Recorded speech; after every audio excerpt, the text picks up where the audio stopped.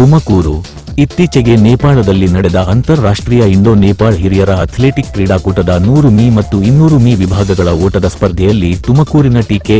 ಆನಂದ್ರವರು ಎರಡರಲ್ಲಿಯೂ ಚಿನ್ನದ ಪದಕವನ್ನು ತಮ್ಮ ಮುಡಿಗೇರಿಸಿಕೊಂಡಿದ್ದರೆ, ಈ ಪ್ರಯುಕ್ತ ತುಮಕೂರು ನಗರದ ಅವರ ಸ್ನೇಹ ಬಳಗ ಮತ್ತು ಮುಂಜಾನೆ ಮಿತ್ರರ ಬಳಗದ ವತಿಯಿಂದ ಅಭಿನಂದನೆಯನ್ನು ಸಲ್ಲಿಸಲಾಯಿತು. ಈ ಸಂದರ್ಭದಲ್ಲಿ ರವಿ, ಲಕ್ಷ್ಮೀನಾರಾಯಣ ಶೆಟ್ಟಿ, ಮಧು, ಡಾ. ಸಂಜಯ್ ನಾಯ್ಕ್, ಬಸವರಾಜು ಸೇರಿದಂತೆ ಇನ್ನಿತರರು ಉಪಸ್ಥಿತರಿದ್ದರು. ಕಂಟ್ರಿಯಲ್ಲಿ ಚಿನ್ನದ ಪದಕ ಪಡೆದು ಸಿಂಗಾಪುರಿನಲ್ಲಿ ಚಿನ್ನದ ಪದಕ ಪಡೆದಿದ್ದೇನೆ. ನಂತರ ಮೊನ್ನೆ ರೀಸೆಂಟಾಗಿ ನಡೆದಂಥ ನೇಪಾಳಿನಲ್ಲಿ ನಡೆದಂಥ 75 ವಯೋಮಿತಿ ವಿಭಾಗದಲ್ಲಿ 100 ಮೀಟರ್ 100 ಮೀಟರ್ದಲ್ಲಿ ಎರಡರಲ್ಲಿ ಚಿನ್ನದ ಪದಕ ಪಡೆದು ನಮ್ಮ ದೇಶಕ್ಕೆ ಕೀರ್ತಿ ತಂದಿಲ್ಲ ಅಂತ ಹೇಳ್ತಾರೆ. ಎಷ್ಟು ಜನ ಪಾರ್ಟಿಸಿಪೇಟ್ ಮಾಡಿದ್ರು? ಅಲ್ಲಿ ಸುಮಾರು ಕಂಟ್ರಿಗಳೆಲ್ಲ ಬಂದಿದೆ ಸರ್. ಅಂತಾರಾಷ್ಟ್ರೀಯ ಕ್ರೀಡಾಕೂಟ ಅದು ನೇಪಾಳ ಇರ್ಬೋದು, ಮಹಾರಾಷ್ಟ್ರ ಇರ್ಬೋದು, ಶ್ರೀಲಂಕಾ ಇರ್ಬೋದು, ಎಲ್ಲ ಬಂದಿತ್ತು. ಇದರಲ್ಲಿ ನನಗೆ ಎರಡರಲ್ಲೂ ಚಿನ್ನದ ಪದಕ ಪಡೆದಿದೆ.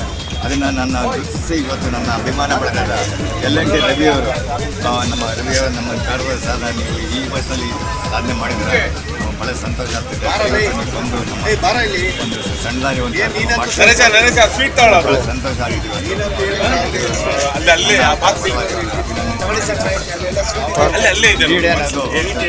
ಸಾಧನೆ ಮಾಡಿದ್ರೆ ಭಾಳ ಡೆಡಿಕೇಶನ್ ವೆರಿ ಇಂಪಾರ್ಟೆಂಟ್. ಯಾವುದೇ ಇರ್ಬೋದು, ಯಾವುದೇ ಫೀಲ್ಡ್ ಇರ್ಬೋದು, ಡೆಡಿಕೇಶನ್ ಮಾಡಿದಾಗ ಆ ಮನುಷ್ಯನ ಬೆಲೆ ಏನೋ ಇವತ್ತು ತುಮಕೂರಲ್ಲಿ ನಾನು ನಿಜವಾದ ನನ್ನ ಅದೃಷ್ಟ ಅಂತ ಹೇಳ್ಬೋದು. ಎಲ್ಲಿ ಹೋದ್ರೆ ನನ್ನ ಗುರುತು ಹಿಡಿದು ಮಾತಾಡ್ತಾರೆ. ಸರ್ ಮೊನ್ನೆ ನೇಪಾಳ ಕೊಟ್ಟು ಮೊನ್ನೆ ಸಿಂಗಾಪುರ ಹೊಡ್ಬಾರ್ದಂತೆ.